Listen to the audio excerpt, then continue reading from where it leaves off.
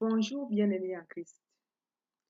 Nous rendons grâce au Seigneur qui nous a permis de pouvoir nous retrouver aujourd'hui pour une nouvelle vidéo qui va traiter, on va essayer de traiter le sujet du purgatoire. Mais avant, on va d'abord rendre grâce à Dieu qui nous a permis de pouvoir une fois de plus euh, réaliser cette vidéo. Merci éternel Dieu de miséricorde de nous avoir fait la grâce de pouvoir se retrouver en ce lieu, en ce moment, Père, pour pouvoir ensemble, avec nos frères et sœurs de par le monde, partager mon témoignage, partager tout ce que tu me révèles, partager tout ce que, Seigneur, par ta grâce, ton enseignement, ton amour, tu me fais grâce de pouvoir vivre chaque jour, chaque instant de ma vie. Père éternel, nous disons merci, Père éternel, de pouvoir permettre, Père éternel, tous ces nombreux témoignages, Père, afin d'édifier un grand nombre. Disons merci à ton Fils Jésus-Christ, notre Seigneur et Sauveur, qui a tout pris sur la croix par amour infini pour nous. Disons merci au Seigneur Esprit Saint, qui vit et règne en nous. Amen. Au nom du Père, du Fils, du Saint-Esprit. Amen. Bien-aimés en Christ, aujourd'hui nous allons parler du purgatoire. Alors, le Seigneur m'a fait grâce d'aller au purgatoire. Moi, je l'appelle le dernier recours. Voilà. Parce que Dieu, dans son infini amour, dans son infinie bonté, a prévu cet endroit afin qu'un grand nombre soit sauvé, afin qu'un très grand nombre soit sauvé. Et donc, c'est la raison pour laquelle je l'ai rebaptisé le dernier recours. Alors, voici mon témoignage, bien-aimé en Christ. Tout d'abord, que la paix du Seigneur soit avec vous. Le purgatoire ou l'ultime recours pour ne pas tomber en enfer. Maria Sima nous parle d'un lieu ou d'un état que connaît chaque âme qui a besoin d'être purifiée et qui a besoin d'expier avant de monter au ciel. Le Seigneur peut permettre à un homme de pouvoir aller dans l'au-delà alors qu'il est encore sur la terre, vivre ces choses-là, voir ces choses-là et pouvoir en témoigner. Parce que le but, c'est celui-là en fait. C'est non seulement nous-mêmes de prendre conscience, mais de pouvoir aussi en témoigner afin qu'un grand nombre soit édifié. Et c'est ce que le Seigneur a fait avec Saint Jean dans l'Apocalypse. Saint Jean, alors qu'il était encore sur la terre, le Seigneur lui a fait la grâce de pouvoir aller au ciel, de pouvoir vivre tout ce dont Saint Jean nous rapporte dans l'Apocalypse, vivre le présent, vivre le passé, vivre le futur. Il a été ravi en esprit. Donc, moi aussi, j'ai eu cette grâce-là d'être ravi en esprit par la grâce du Seigneur et d'aller au purgatoire plus d'une fois. Donc, on vous rapportera le témoignage tout au cours de la vidéo. Euh,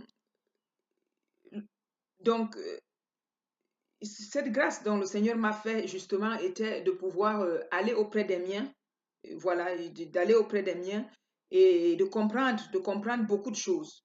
Beaucoup de choses. Je n'ai pas tout compris parce qu'on connaît qu'en partie, on prophétise qu'en partie, mais il a dit hein, dans l'évangile que vos jeunes gens auront des songes, des visions. Voilà, il y a beaucoup de ces signes-là dont que le Seigneur a annoncé, mais surtout à la fin des temps. Et comme nous sommes à la fin des temps, donc tout cela ne doit plus étonner personne. Qu'il y ait toutes ces manifestations du Saint-Esprit tout autour de nous et en nous. Alors, donc, oui, le Seigneur le certifie hein, dans Matthieu 10, verset 27. où il dit que, voilà, tout ce que vous entendez dans les ténèbres, que vous entendez, qui vous est dit à l'oreille, ben dites-le sur tous les toits. Dites-le haut et fort, dites-le en pleine lumière, dites-le à tout le monde. Et c'est dans le passage de Matthieu 10, verset 27. Donc, nous partageons avec vous cette expérience. Tout commence lorsque, par la grâce du Saint-Esprit, je commence à prier tous les jours pour les âmes du purgatoire. Et à un moment donné, je me suis sentie comme attirée pour apprendre à mieux les connaître. Notamment, bon, j'avais beaucoup de nostalgie par rapport à mes sœurs qui sont parties. Et je voulais quand même essayer de connaître, de comprendre. Bon, et oui, d'en savoir un peu plus sur sur ce qu'on devient quand on quitte ce monde. Où va-t-on? Et alors, ainsi, au fil des prières pour les âmes, je commence à faire des recherches. Parce que là, la soif commence à grandir en moi. Je commence à faire des recherches. Bon, même si j'utilise le jeu, il faut savoir, bien aimé en Christ, que le Seigneur est toujours là et que nous sommes ensemble. Donc, c'est nous, le Seigneur Jésus et moi. Bon, même si le Seigneur, à des moments, j'utilise le jeu, mais c'est nous avec le Seigneur Jésus.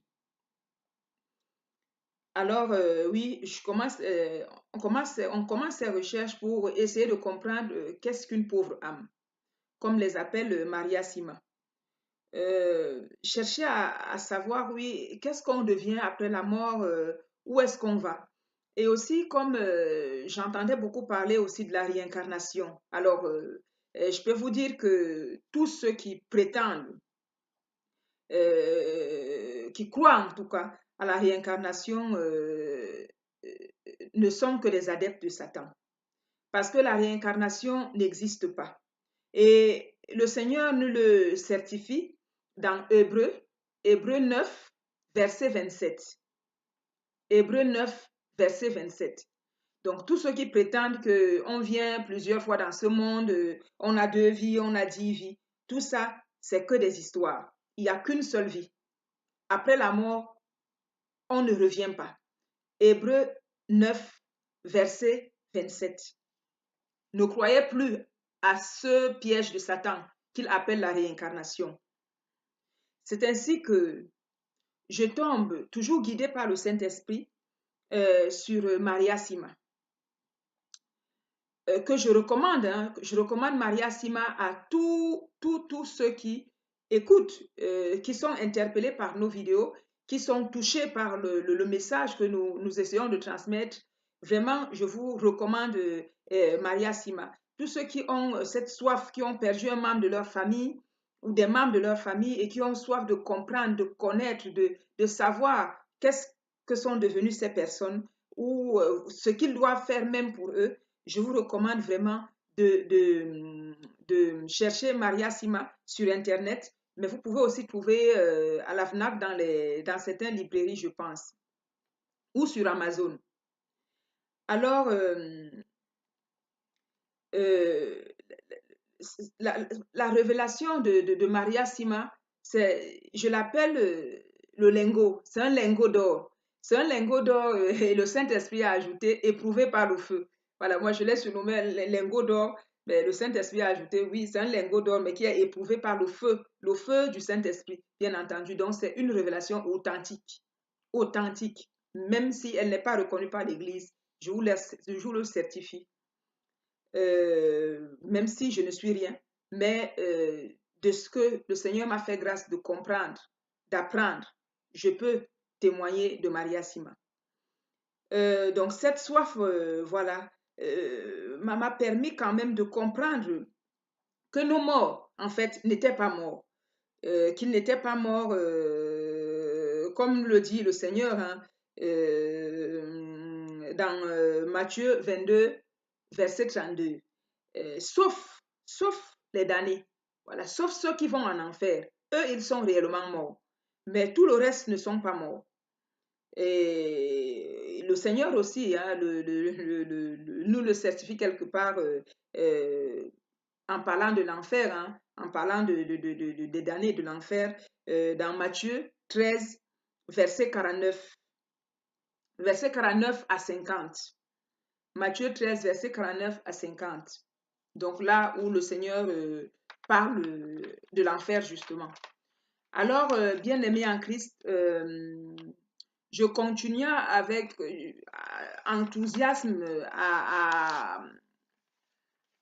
avec attention et avec beaucoup de ferveur à prier pour les âmes, pour les trépassés, ceux qui veulent, voilà, préfèrent le terme, à prier pour les trépassés, en apprenant à quel point elles sont si près de nous, mais en même temps si seules, comme abandonnées de tous, abandonnées de nous. Pourtant, ils ne sont pas si loin que ça, ils sont là. Mais nous vivons comme si ils étaient morts, comme s'ils n'étaient plus là, comme s'ils n'existaient plus. Et pourtant, ils ont grandement besoin de nous, de notre amour, de notre attention. Alors, j'ai compris réellement hein, en faisant toutes ces recherches et de par tout ce que le Seigneur va me permettre va me révéler moi-même personnellement. J'ai compris à quel point les âmes, les âmes défuntes, les âmes du purgatoire, à quel point elles nous soutiennent. Elles nous soutiennent dans notre quotidien par différents moyens et surtout par la prière. Parce que elles ne peuvent, leur prière pour eux-mêmes ne sert plus à grand chose. Par contre, toutes les prières qu'elles élèvent à Dieu pour nous, le Seigneur en tient compte et agit dans nos vies. Alors, je me souviens donc, par exemple, pour vous donner un témoignage hein, de ce qu'ils ont fait, un des témoignages de ce qu'ils ont fait un jour pour moi. Je me souviens un jour alors que j'avais rendez-vous pour ma petite fille qui avait 3 ans auprès d'un dentiste parce qu'elle avait des dents assez abîmées. Donc, l'une d'elles-mêmes était censée, en fait, avait été déclarée être nécrosée, donc en quelque sorte pourrie.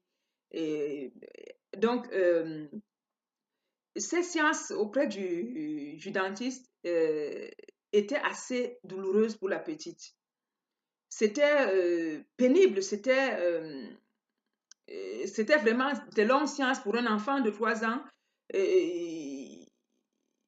C'était, en fait, au bout de la 3e séance à peu près, la petite n'en voulait plus. Elle ne voulait plus, elle n'acceptait plus qu'on lui fasse des soins. Alors, la solution qu'a proposé le dentiste, bien entendu, parce qu'il y a toujours des solutions à tout problème, la solution du dentiste était de dire, en fait, de me prescrire un sirop. Alors, le sirop était censé rendre l'enfant un peu stone, donc je devais l'administrer ce sirop avant, une heure avant le rendez-vous. Et le sirop devait faire effet, elle devait être un peu stone pour pouvoir se laisser faire. Voilà, pour pouvoir se laisser faire.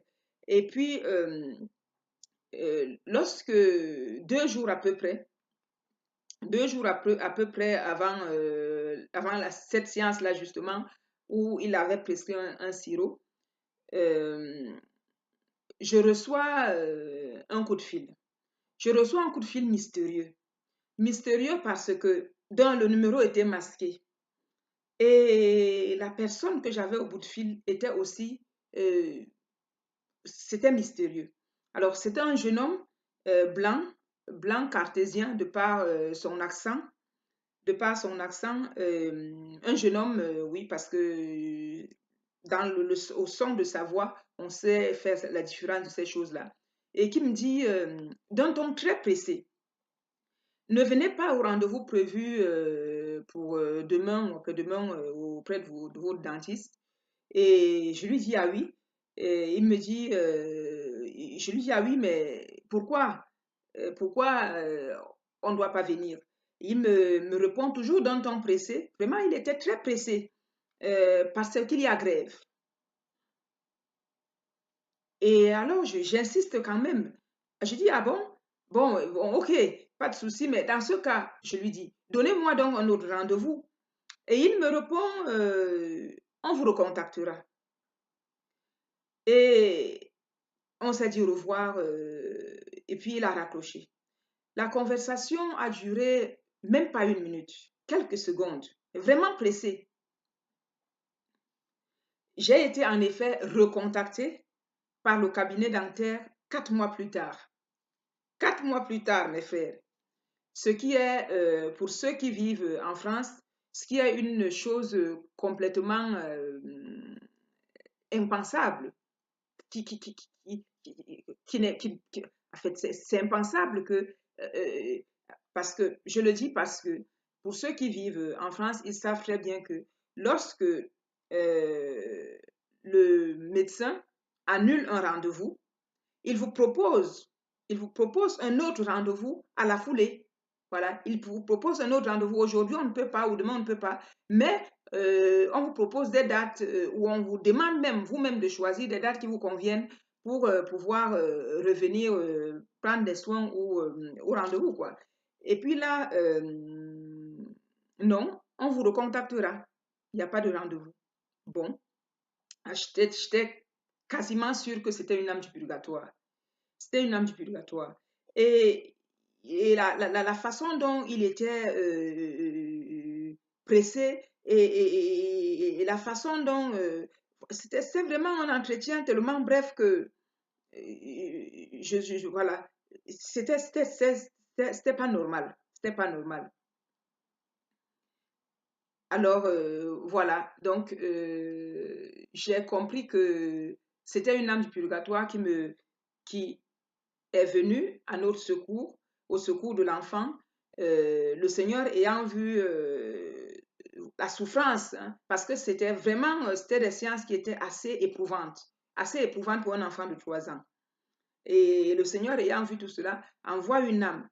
Mais il envoie une âme blanche, comme pour nous dire que notre différence, notre distinction, elle est noire, elle est blanche, elle est africaine, elle est ceci, on n'est pas frères. Ce n'est que dans ce monde-ci dans lequel on vit. Parce que dans l'autre monde, on n'est que des frères et sœurs. On n'est que des frères et sœurs. La couleur de la peau, toutes ces choses-là n'existent plus. Nous devenons des frères et des sœurs, point. Et donc, cette âme blanche-là que le Seigneur a envoyée pour venir stopper quelque part la souffrance de l'enfant était une âme blanche. Alors que le Seigneur aurait pu envoyer une âme noire. Non, c'était une âme blanche. Comme quoi, mes frères, vraiment, réveillons-nous sur toutes ces différences-là, tous ces rejets-là, toutes ces divisions-là qui, finalement, nous détruisent. Au lieu de nous construire, nous détruisent. Alors, qu'est-ce qui se passe? Un autre phénomène mystérieux, toujours par rapport à cette histoire de dentiste-là, c'est que au fil des semaines, des mois, le médecin céleste, en la personne de Jésus-Christ, avait pris soin de soigner lui-même les dents de cet enfant. Au point où même cette dent qui était nécrosée, qui était pourrie jusqu'à la gencive, c'est vrai, cette dent-là était noire jusqu'à la gencive. Même cette dent-là, le Seigneur a guéri même cette dent. Tous les caries dentaires, tout ce, en fait, la bouche de l'enfant était vraiment, les dents étaient vraiment abîmées. C'est ça, c'est la réalité, c'était vraiment abîmé. Mais le Seigneur Jésus a pris la peine de tout réparer. Ce qui fait que lorsque nous sommes retournés, parce qu'elle avait, comme c'est aussi le cas en France, les enfants jusqu'à l'âge de 3 ans ont souvent des contrôles auprès des dentistes, auprès des pédiatres. Ils ont des contrôles auprès des pédiatres pour, voilà, c'est des contrôles pour voir leur évolution, s'ils évoluent bien, s'ils grandissent bien et tout, s'ils sont bien nourris et tout. Donc, et c'est le même pédiatre qui nous avait envoyé la fois précédente auprès d'un dentiste parce qu'elle disait que les dents de l'enfant étaient très abîmées. Et lorsqu'on va à ce rendez-vous, ce même rendez-vous auprès de ce même pédiatre, quand elle voit les dents de l'enfant, elle dit ah oui, je vois que des soins dentaires lui ont été prodigués. Je vois que ses dents se portent bien. Voyez-vous, bien-aimé en Christ. Mais j'ai pas osé lui dire, mais c'est pas le dentiste terrestre qui a fait ce boulot, mais c'est le dentiste céleste qui l'a fait. Donc, pour continuer toujours nos témoignages,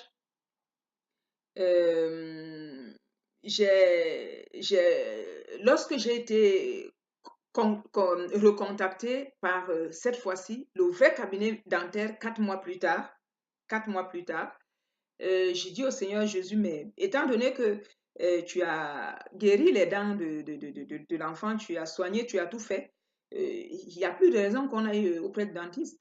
Donc, finis dans le travail, Seigneur. C'est-à-dire que efface notre dossier de leur base de données.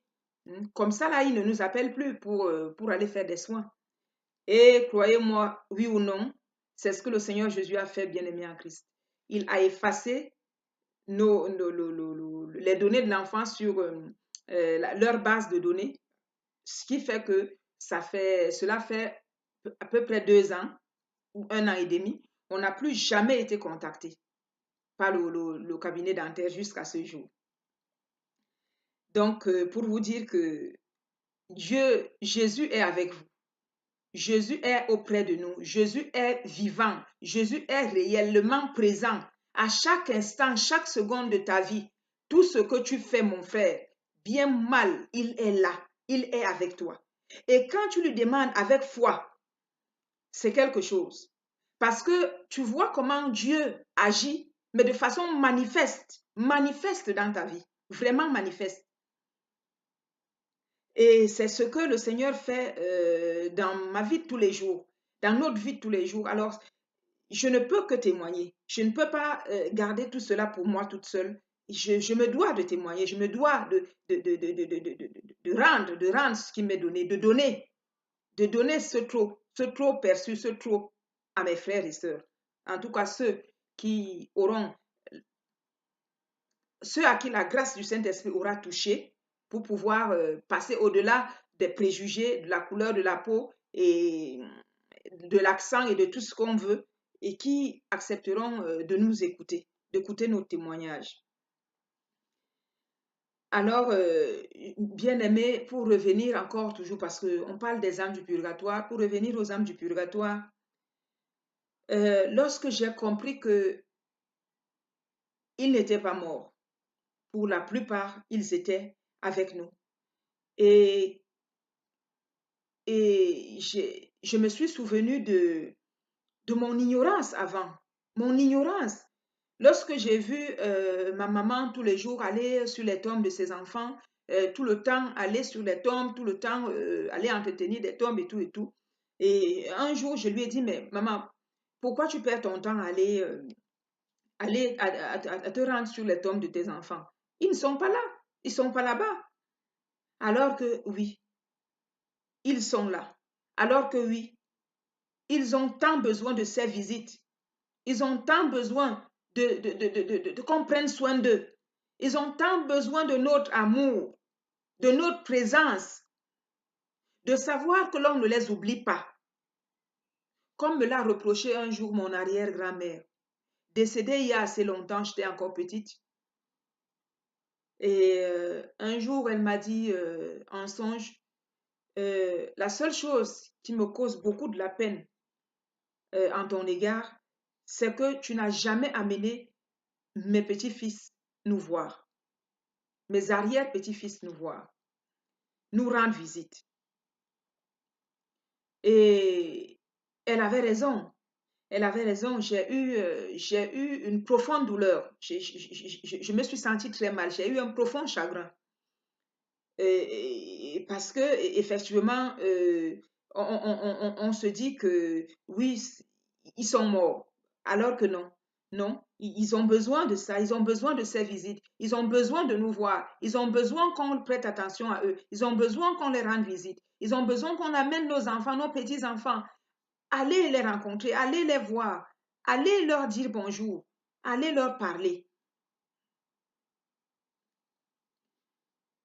Oui, avant moi aussi, bien-aimé en Christ, avant, je pensais vraiment comme beaucoup d'entre nous, que les morts étaient morts, que voilà, il fallait regarder, aller de l'avant, regarder vers l'avenir et puis eux, les oublier où ils étaient. Quel gâchis! Quel gâchis, bien-aimé en Christ. Toutes ces années où je n'ai ni pensé à élever une prière pour les défunts, à Dieu, à élever une prière à Dieu pour les défunts, ni penser à allumer un siège béni sur une tombe, ni asperger de l'eau bénite sur leur tombe, comme nous l'a enseigné, comme nous l'enseigne Maria Sima. Parce que la grâce particulière qu'elle a eue, justement, c'était de comprendre profondément ces choses-là. Un beau jour, bien-aimé en Christ, Noël 2017, le Seigneur, comme dans son habitude, parce que Jésus, c'est ton époux. Jésus est notre époux. Il le dit, hein, c'est écrit dans la parole, dans Matthieu. Il dit, il y a un passage où il dit, lorsqu'on vient lui dire, mais tes disciples, ils ne jeûnent pas, alors que les disciples de Jean sont en train de jeûner et les tiens ne jeûnent pas. Il a répondu, mais l'épouse est avec eux. Ils ne peuvent pas gêner. Quand l'époux est avec eux, ils ne peuvent pas gêner. Lorsque l'époux leur sera enlevé, alors ils gêneront. Donc, le Seigneur Jésus qui nous dit que je suis avec vous jusqu'à la fin. Je suis avec vous tous les jours jusqu'à la fin. Donc, et qui se présente lui-même dans les Écritures comme étant notre époux. Il prend vraiment soin, c'est-à-dire qu'on lui donne cette place d'époux, premier époux en tout cas, dans notre vie. Il prend réellement cette place. Et il prend soin de nous, c'est-à-dire qu'il prend soin même des choses les plus, ce qu'on pourrait qualifier d'insignifiants, hein, finalement, dans nos vies. C'est-à-dire qu'il joue vraiment son rôle d'époux, mais à la perfection parce qu'il est parfait, parce qu'il est amour, parce il est divin, parce qu'il est saint. Donc, donc forcément, ça ne peut être que beau. Alors, un Noël 2017, le Seigneur, 2016 à 2017, début 2017, le Seigneur me fait grâce de m'offrir un des nombreux cadeaux dont il m'avait offert ce Noël-là, qui était d'aller au purgatoire, de faire un voyage, si je puis appeler ainsi, de faire un voyage au purgatoire. Je suis allée rencontrer ma petite sœur. Ma petite sœur qui s'appelle Suzanne, parce qu'elle n'est pas morte, elle est vivante. Plus dans cette vie dans laquelle on est, mais elle est vivante dans l'autre monde. Alors, le Seigneur m'a fait la grâce d'aller rencontrer ma petite sœur Suzanne, qui est morte il y a plus de 16 ans. Il y a plus de 16 ans au purgatoire. Je me suis retrouvée, bien-aimée en Christ, dans une église qui paraissait protestante de par l'architecture, de par le vêtement du pasteur. Car il faut reconnaître qu'un grand nombre de ma famille est protestant. La grande majorité de ma famille, c'est des protestants. Et puis le Seigneur m'a appelé dans le catholicisme, mais c'est toujours le même Seigneur, c'est toujours l'Église du Christ, c'est toujours Jésus-Christ en tout et pour tous. Un seul baptême, un seul Dieu, un seul Seigneur. Alors, bien-aimé en Christ, je me suis retrouvée dans cette église-là et avec un certain nombre de membres de ma famille, des membres de ma famille, qui faisaient une offrande. Et cette offrande-là, après ce qu'on aurait pu appeler échange avec le pasteur, cette offrande-là était essentiellement composée de bouteilles d'eau. Était essentiellement composée de bouteilles d'eau.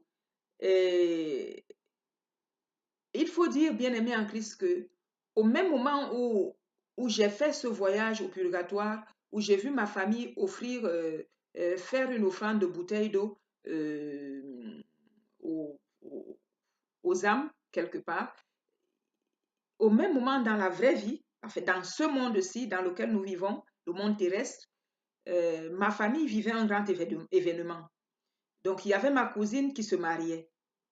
Donc, cela m'a permis aussi de comprendre que toute bonne chose qui se passe dans nos vies d'ici-bas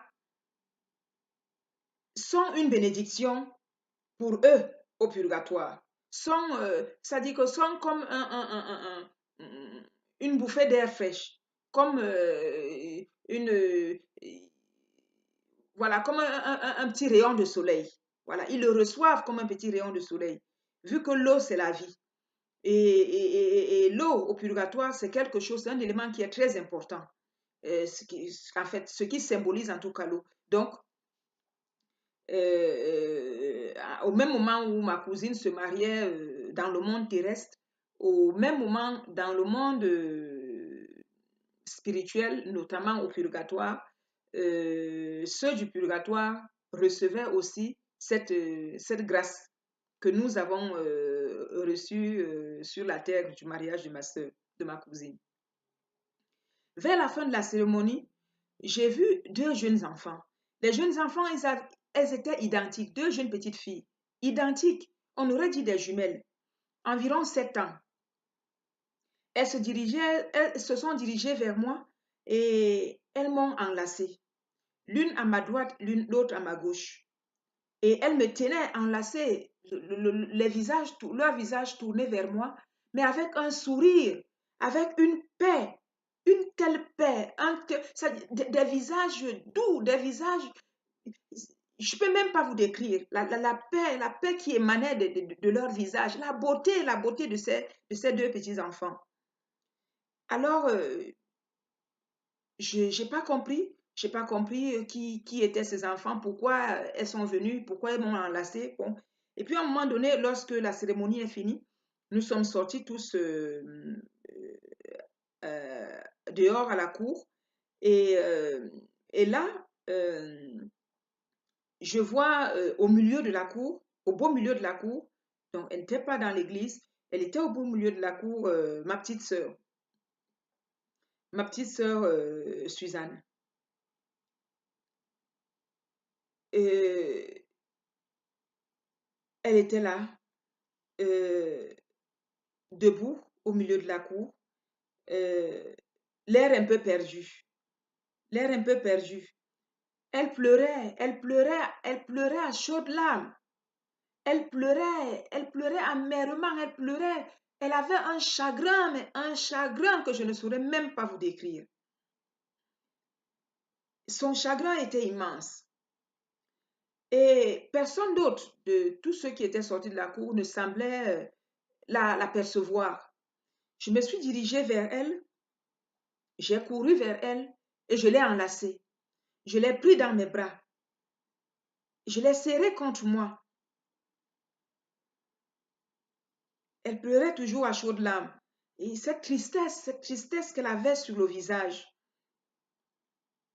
Alors, l'ayant serrée contre moi, je lui posais la question, mais de savoir, mais Suzanne, mais qu'est-ce qui te cause un tel chagrin?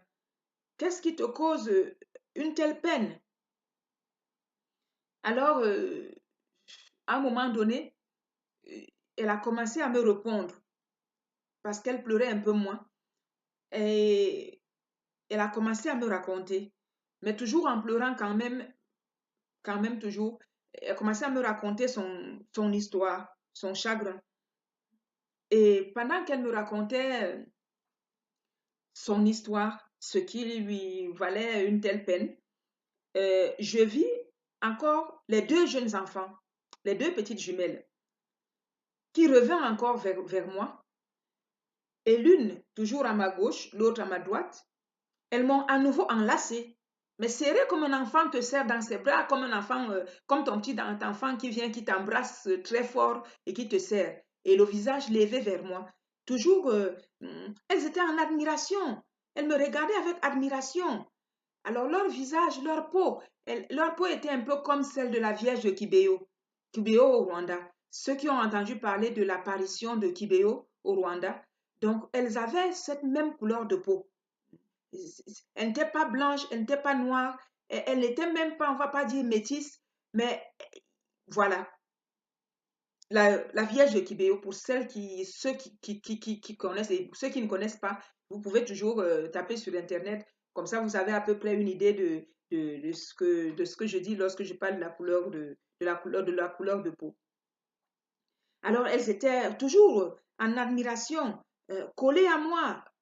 Et elles ne parlaient pas, mais elles souriaient. Elles avaient cette paix.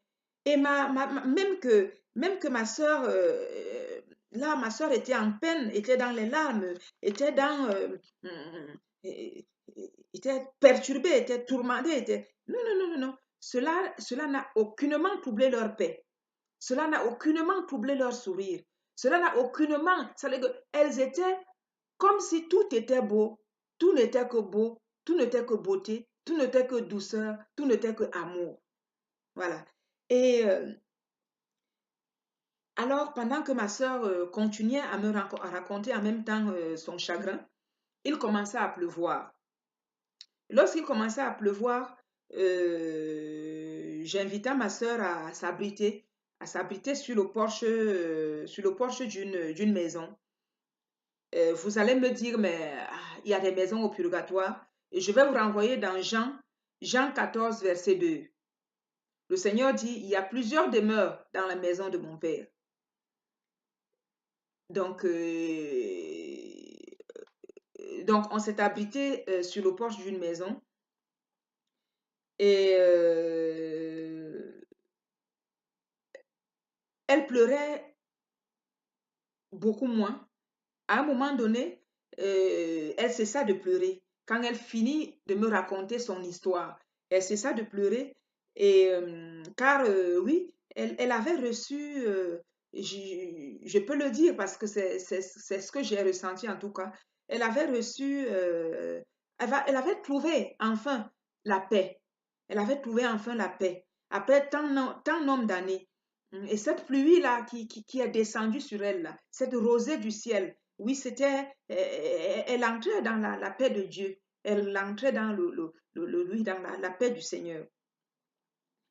Et pendant ce temps, quand je constatais qu'elle ne pleurait plus, les deux enfants toujours collés à moi, pareil, toujours pareil, voilà, rien ne les perturbait. Euh, et qui me contemplait toujours. Alors, je posais la question à ma petite sœur, euh, à savoir qui étaient ses enfants. Et alors, elle me répondit, ce sont tes petites sœurs. Ah oui, mes petites sœurs. Ma maman, elle est ménopausée. Et en fait, je sais pas, mes petites sœurs, ah oui. Et je lui demande, mais comment se fait-il que j'ai des petites sœurs jumelles et je ne les connais même pas? Et elle me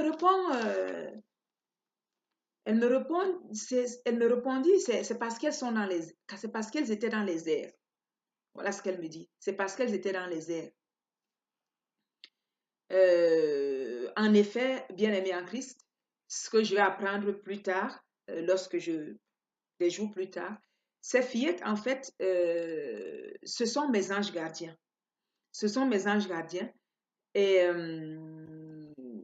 pour ceux qui diraient, mais ça n'existe pas, les anges gardiens, je vous renverrai dans Matthieu 18, verset 10. Matthieu 18, verset 10. Là où le Seigneur nous dit que nos anges contemplent la face de Dieu. Donc, allez lire Matthieu 18, verset 10. Donc, c'était mes anges gardiens, ce sont mes anges gardiens. Et si je ne les connaissais pas jusque-là, c'est parce que avant, comme j'étais très loin du Seigneur, très loin de Dieu, très loin de l'Évangile, très loin de Dieu en fait. Donc je vivais complètement enveloppée, enveloppée dans les ténèbres de ce monde. dans cette obscurité totale dans laquelle j'étais, ce qui fait que je ne pouvais ni voir, ni sentir, ni entendre Dieu. Et là, comme par la grâce du Seigneur, il m'amène dans sa lumière, il me plonge dans sa lumière. Alors là, je commence par sa grâce à voir les choses de lumière, à voir ce monde de lumière. Voilà, je commence à comprendre ces choses-là qu'il y a quelques années auparavant, comme beaucoup d'entre nous, j'aurais dit, mais ça n'existe pas. Mais ça, c'est des histoires. Mais elles racontent n'importe quoi. Mais voilà. Et pourtant, c'est bel et bien réel. Les anges gardiens, nos anges gardiens sont bel et bien présents à nos côtés.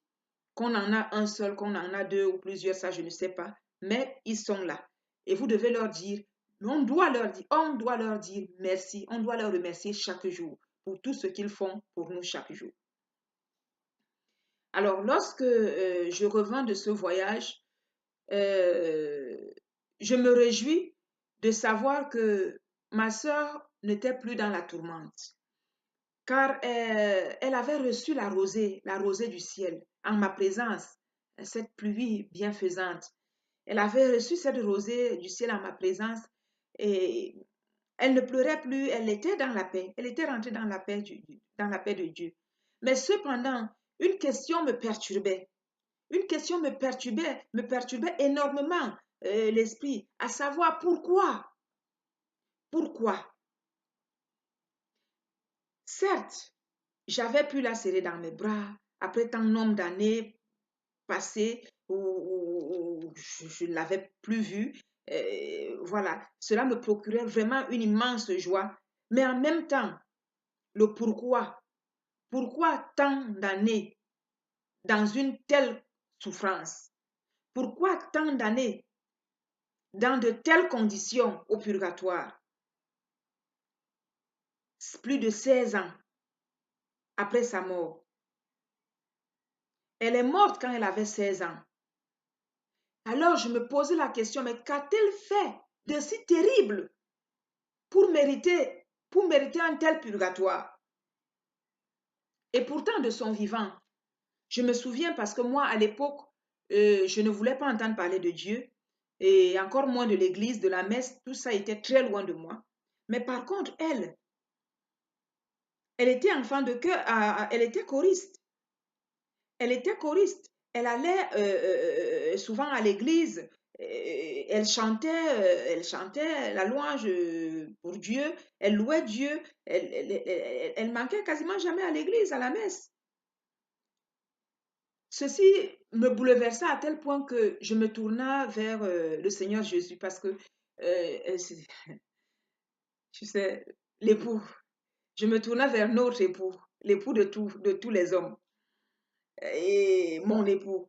Et je demandais au Seigneur Jésus, mais je lui posais la question, mais pourquoi? Pourquoi? Et quelques jours plus tard, le Seigneur me répondit. Il me répondit parce qu'il nous répond toujours. Même des fois, on ne fait pas attention, mais le Seigneur, lui, il répond toujours. Alors, le Seigneur m'envoya, me fit un espèce de retour en arrière. Voilà. Il me renvoya dans mon passé, dans notre passé. Il me ramena à notre enfance, plus précisément. Et alors, je me souviens que ma sœur, ma petite sœur Suzanne disait toujours tout sauf la mort. Elle se confiait ainsi à moi et à notre sœur qui est décédée à ce jour, paix à son âme aussi. Et elle nous disait qu'elle pouvait tout supporter, qu'elle pouvait tout supporter, elle pouvait tout accepter, sauf la mort. Elle avait, alors qu'on était jeune, hein, elle avait peut-être 8-10 ans, mais elle avait une telle connaissance, une telle conscience même, je dirais, de la mort que moi-même je n'avais pas. Pourtant, j'étais son aînée, que moi-même je n'avais pas. Et une telle peur de la mort. Oui, elle ne voulait pas mourir. Et à cette lumière que le Seigneur de notre passé, tout est devenu clair, hein, parce que quand le Seigneur te donne une lumière, après, tout devient, voilà, tous les pièces du puzzle sont faciles après à reconstruire. Donc, à cette lumière-là, j'ai compris ce qui lui avait valu tant d'années de tourments au purgatoire. Ésaïe 45, verset 9. Ésaïe 45, verset 9. Oui, son refus d'accepter la volonté de Dieu sur sa mort. Son âme ne pouvait pas entrer dans le repos de Dieu, car il restait accroché à ce monde, à notre monde, le monde dans lequel nous vivons. Oui, bien-aimé en Christ, refuser de faire, d'accepter la volonté de Dieu sur sa personne est un péché. Matthieu 7, verset 21. Quelques semaines plus tard, le Seigneur signa cette révélation qu'il m'avait faite. Il le signa lorsque je racontais cette histoire à ma cadette, ma dernière petite sœur, et je lui racontais ce que j'ai vu, ce que j'ai entendu, et elle me répondit, elle m'écoutait avec attention, et elle me dit, je te crois. J'étais un peu surpris parce que en général, les gens ne croient pas à ces choses-là comme ça.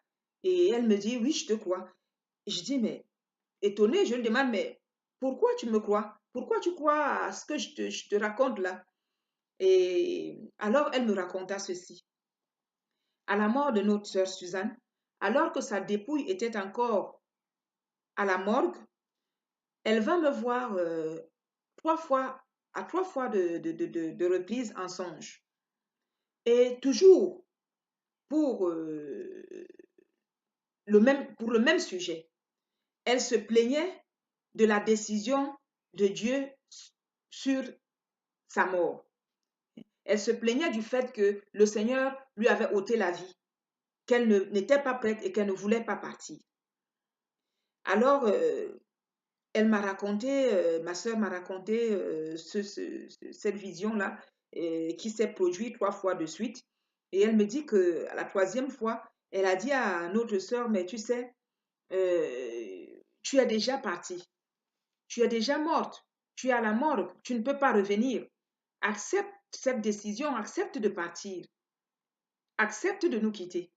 Et elle dit que là, elle ne l'a plus revue, mais que notre sœur était dans cet même état, elle ne pleurait pas, mais elle était, voilà, comme je l'ai vu au purgatoire, c'est-à-dire que quand elle me racontait son chagrin, donc je vous certifie, hein, j'ai rien retenu de ce qu'elle m'a raconté de son chagrin au purgatoire. J'ai rien retenu, mais parce que le Seigneur Jésus savait que de toutes les façons, j'en aurais la révélation dans cette vie, dans ce monde, en fait, à mon retour. Mais elle était vraiment comme ça, affolée, un peu, voilà, un peu, voilà. Et donc, c'est ainsi que, comme me l'a décrit notre sœur, notre petite sœur, dans la vision qu'elle avait eue d'elle, ben, c'est un peu comme ça que moi aussi je l'avais vue au purgatoire, mais sauf que là-bas, elle pleurait vraiment amèrement.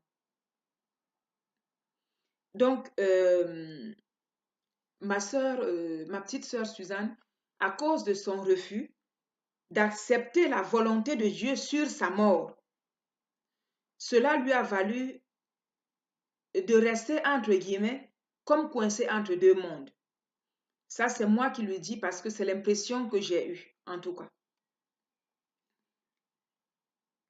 Combien d'entre nous acceptent de mourir à leur volonté dans ce monde-ci dans lequel on vit? Combien d'entre nous acceptent de mourir à leur volonté?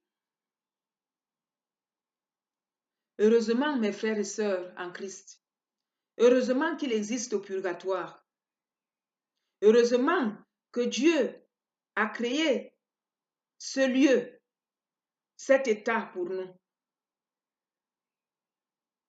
Autrement, nous serons nombreux, très très nombreux à être perdus, à être damnés. À l'inverse de ma petite sœur, j'ai eu également une petite nièce qui nous a quittés, pareil, hein, elle avait 16 ans. 16 ans à peu près, lorsqu'elle nous a quittés. Et quelques années après, une petite sœur qui a aussi une grâce particulière l'a vue au purgatoire. Et notre cousine, notre nièce, lui montrait sa demeure. Alors ma sœur me dit, j'ai vu une maison, une belle maison suspendue sur une colline. Et cette colline, la pelouse de cette colline était bien taillée, bien tondue, bien faite. Une superbe maison. Et elle me montrait, depuis là où on était, elle me montrait cette maison au loin. Elle me disait, voilà l'endroit où j'habite. C'est dans cette maison que j'habite. En attendant qu'on vienne me chercher, qu'elle lui a dit. Je suppose qu'on vient la chercher pour le paradis, je suppose, pour aller, pour monter au ciel. Mais en tout cas, elle était dans cette paix déjà, là où elle était au purgatoire, au niveau où elle était en tout cas. Et lorsque, quelques temps après, quelques années peut-être même je dirais, euh, j'ai rencontré la maman de ma cousine et sa maman m'a confié ceci. Sa maman m'a dit que un jour, alors que ces filles marchaient, elles ont rencontré leur tante. Et leur tante qui leur dit, mais faites attention parce que l'une d'entre vous est en danger. L'une d'entre vous risque de mourir. Et la petite, celle qui est morte, la petite nièce, qui répond à sa tante, ne te fatigue pas. Je sais que c'est moi qui va mourir. Et j'accepte ce fait. Donc ne te fatigue pas. Vous voyez, bien-aimé en Christ, ma nièce a accepté la volonté de Dieu bien avant sa mort de partir. Elle savait que ça devait arriver et elle a accepté cette condition. Elle a accepté de partir. Contrairement à ma sœur Suzanne qui, elle, n'a pas accepté la volonté de Dieu. Regardez les deux au purgatoire, mortes à peu près, elles avaient à peu près le même âge, mais au purgatoire, elles n'étaient pas au même niveau. Donc, pour vous certifier que vraiment, bien aimé en Christ, il est important pour nous vraiment d'accepter de mourir à nous-mêmes, de mourir à notre moi, à notre je, d'accepter de nous laisser, vraiment de nous laisser, c'est-à-dire que de nous abandonner, c'est le mot, accepter de nous abandonner entre les mains de l'infinie miséricorde, entre les mains de notre Père, Père véritable, entre les mains de notre Seigneur, en cette vie et même à la sortie de celle-ci. Et ainsi, je pense que je sais qu'on ne sera pas déçu si on accepte de s'abandonner à Dieu, si on accepte de mourir à notre volonté pour faire celle de Dieu. Vraiment, prenons garde, bien-aimés en Christ. Prenons garde, mes frères, à cette infinie miséricorde, à cet infini amour qui est Dieu, qui se donne à nous chaque instant et dont nous ne prêtons même pas attention. La plupart du temps, on ne prête même pas attention à Dieu, car le péché est doux au palais. Mais, mes frères, garde à l'indigestion. Oui, le péché peut être très doux au palais, mais l'indigestion peut être terrible. J'ai vu, bien-aimés en Christ, des sœurs, quelques sœurs se refuser à l'amour de Dieu, même qu'elles étaient en état de décomposition avancée. L'une d'elles-mêmes se réclamait même être la sœur de Ben Laden, pendant que l'infini amour se penchait sur elle, se penchait vers elle pour la sauver. J'ai vu vraiment l'amour infini de Dieu se pencher sur la misère que je suis, mais sur d'autres misères de mes frères, de mes sœurs, se pencher comme un mendiant, comme un mendiant. Oui, j'ai compris, bien-aimé en Christ. J'ai compris que comme nous le dit Maria Sima, et même bien d'autres mystiques, Dieu ne peut pas changer notre nom. Si on dit non à Dieu, non Dieu, je ne veux pas de toi, il ne peut pas, il ne le changera pas parce qu'il nous veut libres. Satan aussi ne peut pas modifier notre oui à Dieu. Quand tu dis oui à Dieu du fond de ton cœur, Satan ne peut pas le modifier. En résumé, l'homme reste maître, il reste libre de lui-même.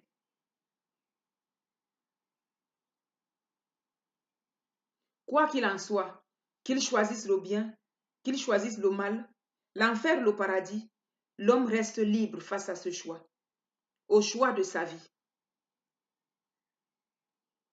J'ai compris à travers toutes ces expériences, et notamment la mienne, à quel point Dieu nous aime tous infiniment. Avec nos défauts, avec nos qualités, avec nos faiblesses, avec nos forces. Si il, si il était, s'il fallait que Dieu revienne revivre sa passion pour sauver un seul d'entre nous sur la terre, le Seigneur le ferait. Et il nous le certifie dans la vraie vie en Dieu. Bien-aimés en Christ, nous allons nous arrêter là pour ce jour, cette vidéo. Nous allons continuer nos témoignages sur le purgatoire sur la prochaine vidéo que je vous invite aussi, tout aussi à écouter avec attention. Je ne vous dis pas de ne pas juger, de ne pas chercher le vrai du faux, de ne pas... Mais je rends grâce à Dieu. Je rends grâce à Dieu pour tous ceux que le Seigneur, la grâce du Seigneur va toucher, pour nous écouter, pour vraiment tous ceux qui seront édifiés par notre témoignage.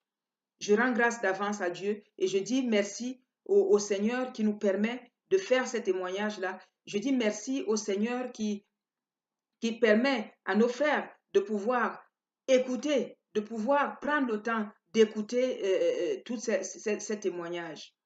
Je vous dis, mes frères, à très bientôt. Que le Seigneur Jésus vous bénisse. Vraiment qu'il bénisse vos maisons, vos familles et toutes vos vies et tout ce que vous possédez. Que le Seigneur Jésus soit avec vous comme il est avec moi. Restez dans la paix du Seigneur. Merci, bien-aimés en Christ, et à bientôt. Je vous aime.